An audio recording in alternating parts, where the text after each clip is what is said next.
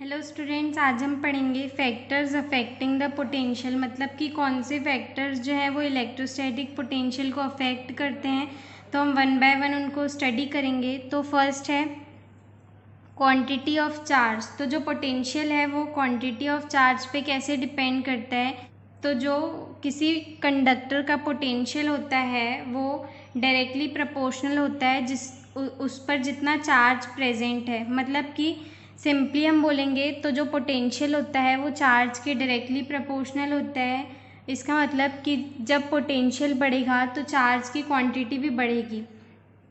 तो ये कैसे होता है या इसका सीक्वेंस क्या है या इसका रीज़न क्या है, तो उसको देखते हैं कि जो चार्ज होता है किसी कंडक्टर पर वो धीरे धीरे बढ़ेगा तो उस पर जो इलेक्ट्रिक फील्ड इंटेंसिटी होती है वो भी बढ़ती है। और फिर जो किसी यूनिट पॉजिटिव चार्ज को इन्फिनिटी से लाने के लिए जो वर्क होता है इससे वो भी बढ़ेगा।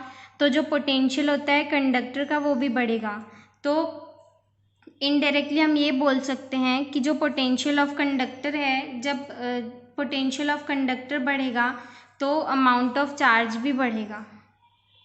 तो ये था हमारा फर्स्ट फैक्टर। अब हम बढ़ते हैं नेक्स्ट फैक्टर की तरफ।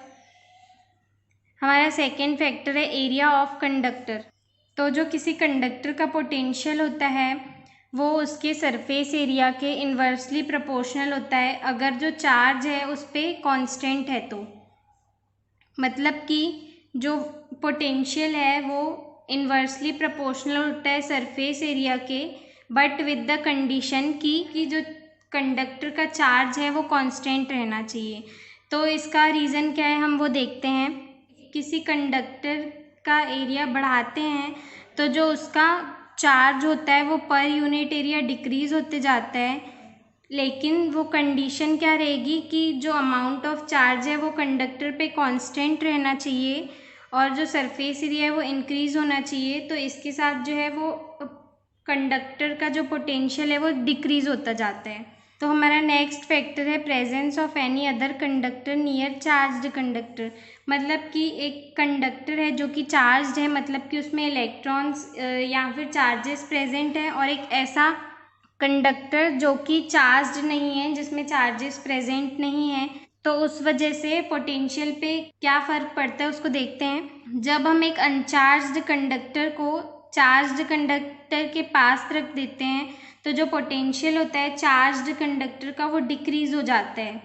तो ये किस सीक्वेंस में होता है उसको देखते हैं। जब हम एक अनचार्ज्ड कंडक्टर को चार्ज्ड कंडक्टर के पास लेके जाते हैं तो जो पोटेंशियल होता है चार्ज्ड कंडक्टर का वो डिक्रीज हो जाता है। ऐसा इसलिए होता है क्योंकि जब हम अनचार्ज्ड कंडक्टर को चार्ज्ड कंडक्टर के पास लेकर जाते हैं तो जो अपोजिट चार्ज है वो चार्ज्ड कंडक्टर पे इंड्यूस होना शुरू हो जाता है। इंड्यूस मतलब कि जनरेट होना शुरू हो जाता है, जिससे कि जो पोटेंशियल होता है चार्ज्ड कंडक्टर का वो डिक्रीज हो जाता है।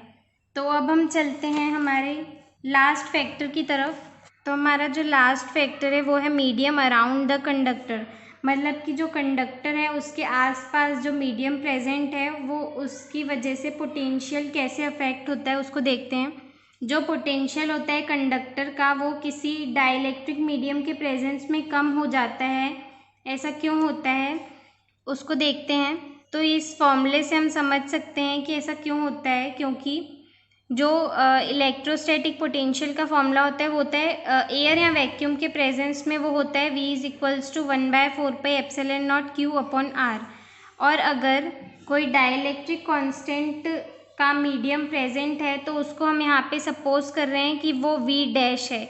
मतलब कि V dash is equals to जो एक्स्ट्रा टर्म होती है डाइलेक्ट्रिक कांस्टेंट की वजह से वो K आ जाती है।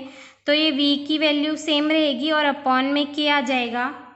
तो इस फॉर्मूले से हम समझ सकते हैं कि अगर हम K को इधर ट्रांसपोज करेंगे तो ये जो फॉर्मूला है ये V/V डैश हो जाएगा। तो हम प्रीवियस चैप्टर में पढ़ चुके हैं कि जो K है मतलब कि डाइलेक्ट्रिक कांस्टेंट जो है उसकी वैल्यू ग्रेटर देन 1 होती है। तो K अगर ग्रेटर देन 1 होना चाहिए तो उसके लिए जो V डैश है ये K को इधर ट्रांसपोज करेंगे, अपॉन में V डैश आ जाएगा। तो V डैश जो है वो V से छोटा होना चाहिए, क्योंकि डिवाइड करने पर हमें 1 से ज़्यादा वैल्यू मिलनी चाहिए इसलिए। तो जो कोई मीडियम अगर प्रेजेंट होता है तो जो कंडक्टर होता है पोटेंशियल का वो डिक्रीज़ होता है। Thank you.